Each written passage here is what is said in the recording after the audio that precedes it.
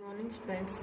Last class में हम लोगों ने क्लोनिंग वेक्टर पढ़ा था, यानी क्लोनिंग वेक्टर के रूप में प्लाज्मिड जो है वो कंप्लीट कर चुके थे। प्लाज्मिड में प्लाज्मिड की प्रॉपर्टीज, मॉडिफाइड प्लाज्मिड जैसे PBr 322 तक कंप्लीट कर लिया था। आज हम पढ़ेंगे क्लोनिंग वेक्टर के रूप में बैक्टीरियोफाग। तो सबसे पहले बैक्टीरियोफाग होते क्या हैं? बैक्टीरियोफाग या जीवाणुभोजी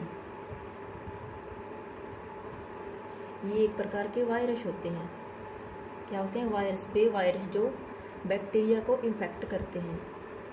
बैक्टीरिया को संक्रमित कर उन्हें नष्ट करने वाले वायरसों को जीवाणुभोजी या बैक्टीरियोफाग कहा जाता है।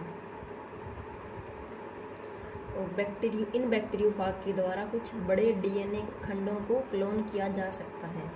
यानी जैसे प्लाज्मिड के अंदर हम फोरेजिन DNA जोड़कर उसकी क्लोनिंग करवाते थे, उसी प्रकार बैक्टीरियोफाग में भी हम फोरेजिन DNA को जोड़कर उसको क्लोन करवा सकते हैं। और यानी बैक्टीरियोफाग में क्लोनिंग के लिए सबसे ज़्यादा जो है लैम्डा बैक्टीरियोफाग का प्रयोग किया जाता है। लैम्डा बैक्टीरियोफाग का ये एक टाइप है। और जैसे इसके DNA के बीच,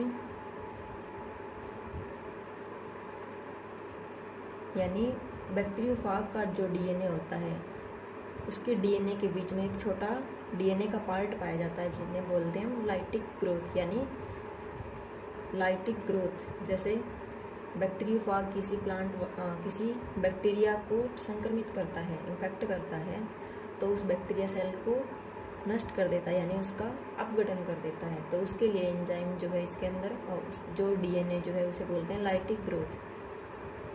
और ये इस वजह से इसके अंदर महत्वपूर्ण नहीं होता, इसलिए हम इस पार्ट को हटा सकते हैं। बैक्टीरियोफाग के इस पार्ट को हम हटाकर इसके जगह पर कोई दूसरा जो है हमारा DNA जोड़ सकते हैं, फोरेजिन DNA जो है जोड़ सकते हैं, और फिर इसके बाद वापस ट्रांसफ़र कर देते हैं। यानी बाहरी जो DNA होता है वो बैक्टीरियोफाग के DNA में लाइटिक ग्रोथ वाला पार्ट हटाकर उसकी जगह जोड़ देते हैं, और जोड़ने से क्या बन जाता है, फिर वो रिकॉम्बिनेंट DNA जो है बन जाएगा। और फिर क्या करते हैं, फिर उस बैक्टीरियोफाग में उस रिकॉम्बिनेंट DNA को प्रवेश करवाकर और बैक्टीरियोफाग के द्वारा किसी बैक्टीरिया को इन्फेक्ट करवा दिया जाता है। और अगर बैक्टीरियोफाग के द्वारा बैक्टीरिया को इन्फेक्ट करवा देते हैं तो बैक्टीरियल सेल के अंदर जो है वो फोरेजिन DNA प्लस बैक्टीरियोफाग का DNA यानी रिकॉम्बिनेंट DNA जो है वो चला जाता है। और बैक्टीरियल सेल के अंदर वो DNA जाने के बाद क्या होता है, क्लोनिंग करना शुरू कर देता है। और जैसे वायरस का DNA क्लोन होगा तो उसके साथ साथ जो हमने फोरेजिन DNA बैक्टीरियोफाग के अंदर डाला है वो भी क्या हो जाता है, उसके साथ क्लोन हो जाता है। तो यानी कि बैक्टीरियोफाग जो है क्लोनिंग के लिए हम यूज कर सकते हैं, जैसे प्लाज्मिड का यूज करते हैं। और बैक्टीरियोफाग जो होता है उसका DNA कैसा होता है, लीनियर। बैक्टीरियोफाग का DNA लीनियर, या और प्लाज्मिड का DNA जो हमने देखा था, प्लाज्मिड का DNA जो है सर्कुलर होता है और इसका बैक्टीरियोफाग का लीनियर होता है। और इसके अंदर जो हम 23 KB तक के DNA को जोड़ सकते हैं, 23 KB तक का DNA जो है। लेकिन प्लाज्मिड में जो हमने पढ़ा था, प्लाज्मिड में हम सिर्फ 15 KB का DNA जोड़ सकते थे, लेकिन इसके बैक्टीरियोफाग के अंदर हम 23 KB का DNA जोड़ सकते हैं। अब जैसे बैक्टीरियोफाग के रूप में और DNA वेक्टर के रूप में कौन कौन से बैक्टीरियोफाग यूज कर सकते हैं, जैसे लैम्डा फाग। बैक्टीरियोफाग का एक पार्ट है लैम्डा फाग, जैसे M13 फाग, लैम्डा फाग, M13 फाग आदि का प्रयोग कर सकते हैं। यानी ये जो वायरस हैं इनके DNA के साथ हम बाहरी DNA को जोड़कर उसका क्लोन करवा सकते हैं। कैसे? जैसे हमने कोई बैक्टीरियोफाग यानी जीवाणुभोजी को लिया और उसका जो DNA है, पूरा DNA जो लीनियर DNA, उसको हमने बाहर निकाल लिया, यानी फाग DNA, बैक्टीरियोफाग DNA। बाहर निकालने के बाद इसको हमने RE से कट करवा दिया, रेस्ट्रिक्शन एंडोन्यूक्लियस से। और इसके बीच में जो पार्ट था, जैसे लाइटिक ग्रोथ वाला DNA की लाइटिक ग्रोथ वाला जो पार्ट था, वो यहाँ से क्या कर दिया, हमने हटा दिया। जैसे यहाँ बीच में था वो पार्ट, तो उसको क्या कर दिया हमने, हटा दिया, यहाँ से उसको हटा दिया। और फिर इस जगह पर हम कोई फोरेजिन डीएनए जोड़ते हैं, जिसे क्या किया गया, जैसे यूकैरियोटिक का डीएनए ले लेते हैं फोरेजिन डीएनए के रूप में, और उस यूकैरियोटिक डीएनए को उसी आरई से, उसी रेस्ट्रिक्शन एंडोन्यूक्लियेज एंजाइम से काटते हैं, जिस एंजाइम से हमने बैक्टीरियोफाग को काटा था। तो इसके जो है यानी एंड्स जो होते हैं यूकैरियोटिक डीएनए के एंड, जैसे काटने के बाद यूकैरियोटिक डीएनए हमें ऐसा प्राप्त हो गया आरई से काटने के बाद। तो इसके जो बेस पेयर यहाँ मिलेंगे, तो सेम आरई से काटेंगे तो उसके भी एंड्स जो है वो सेम मिलेंगे, और ये फिर क्या कर लेते हैं, आपस में हाइड्रोजन बॉन्ड बना लेते हैं और आसानी से जो है डीएनए जुड़ जाते हैं और रिकॉम्बिनेंट डीएनए आसानी से बन जाता है। तो इस यूकैरियोटिक डीएनए को हम फाग डीएनए के बीच में वहाँ जोड़ देते हैं जहाँ से हमने इसका लाइटिक ग्रोथ वाला पार्ट हटा दिया। अब ये लाइटिक वाला यानी बैक्टीरियल सेल को लाइसिस नहीं कर पाएगा, अपघटित नहीं कर पाएगा, इसको अगर हमने हटा दिया। फिर क्या करेंगे, उसके बाद इसको बीच में जोड़ देते हैं, और जोड़ने के बाद बैक्टीरियोफाग का डीएनए इस प्रकार का हो गया, जिसे बोलते हैं रिकॉम्बिनेंट डीएनए। ये वाला पार्ट और ये वाला पार्ट तो किसका है, बैक्टीरियोफाग का।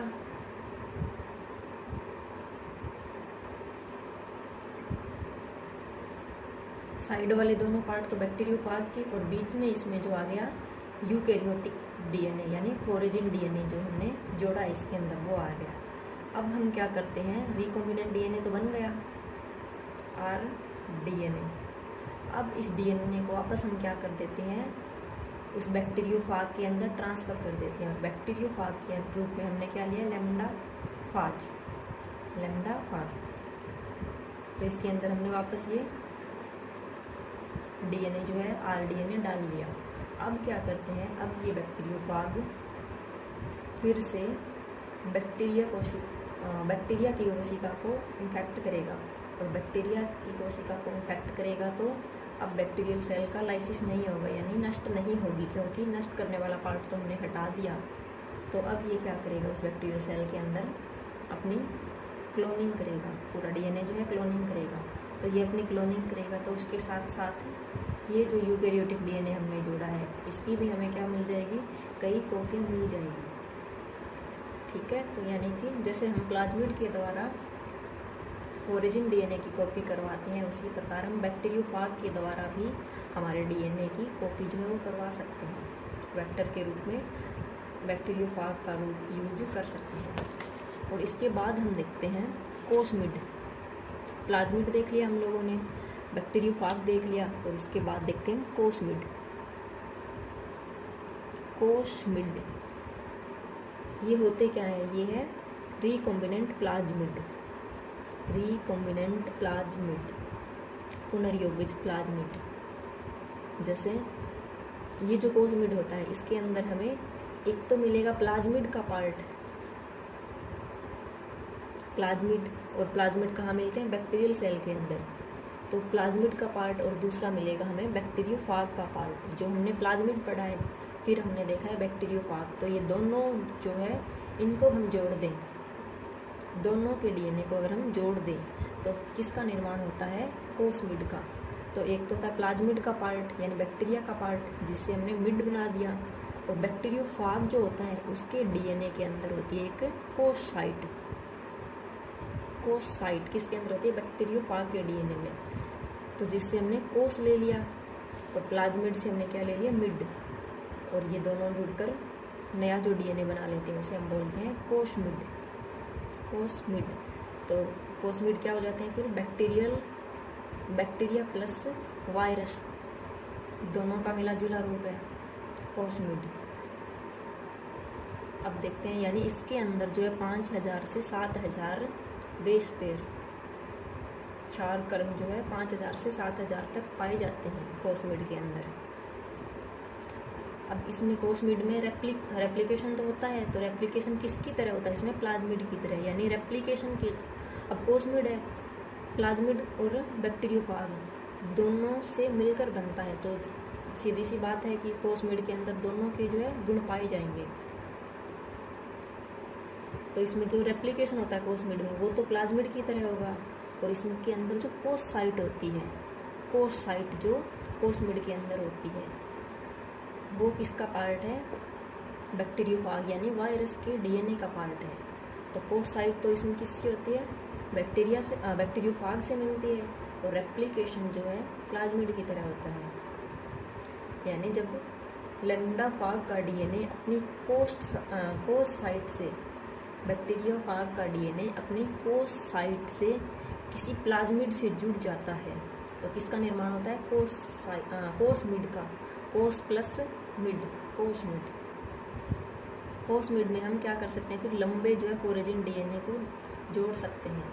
जैसे प्लाज्मिड में हमने देखा था 15 kb डीएनए, बैक्टीरियोफाग के अंदर हमने देखा था 23 से 25 kb जो है डीएनए को हम क्लोन कर सकते हैं। लेकिन कोसमिड के अंदर हम और बड़े डीएनए को इसके अंदर इंसर्ट करवा सकते हैं। 30 से 40 kb का डीएनए जो है क्लोन कर सकते हैं। इसे भी किसके द्वारा हम बनाते हैं? आरडीएनए टेक्निक के द्वारा कोसमिड का निर्माण किया जाता है।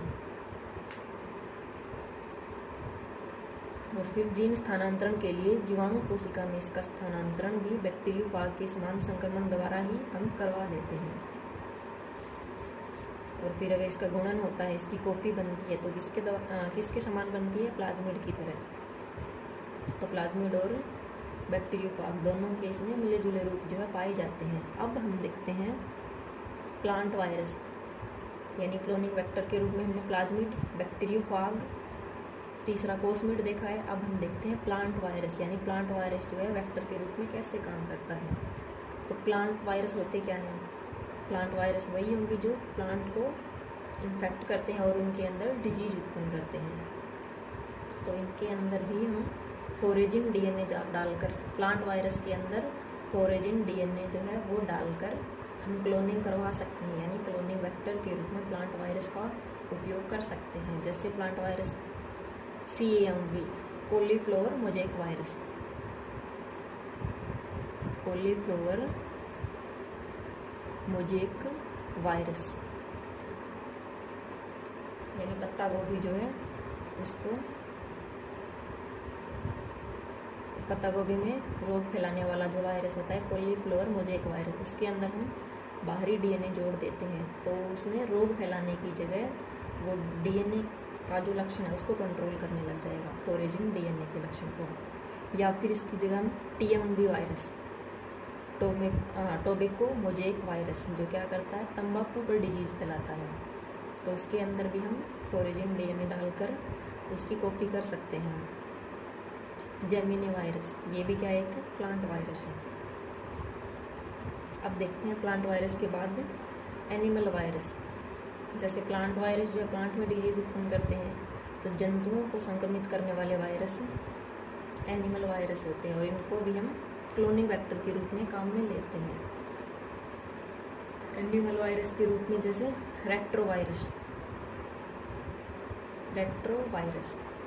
जैसे HIV का होता है, simian virus, baculovirus, vaccinia virus, ये सब वायरस क्या है? एनिमल में डिजीज फैलाते हैं, और इनका यूज हम फिर फोरेजिन डीएनए की क्लोनिंग करने के लिए कर सकते हैं। उसके बाद हम देखते हैं ट्रांसपोजोन्स। ये भी क्या करते हैं? डीएनए को कैरी करने का काम करते हैं। अब सबसे पहले तो ट्रांसपोजोन्स होते क्या हैं?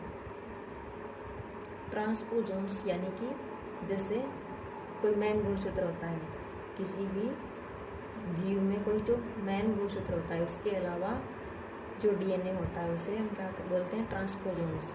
और ये यानी ये डीएनए का जो ये पार्ट होता है, गुणसूत्र का ये पार्ट होता है, ये क्या करते हैं? एक गुणसूत्र से दूसरे गुणसूत्र में अपनी जगह चेंज करते रहते हैं, इसलिए इन्हें हम जंपिंग जीन भी कहते हैं।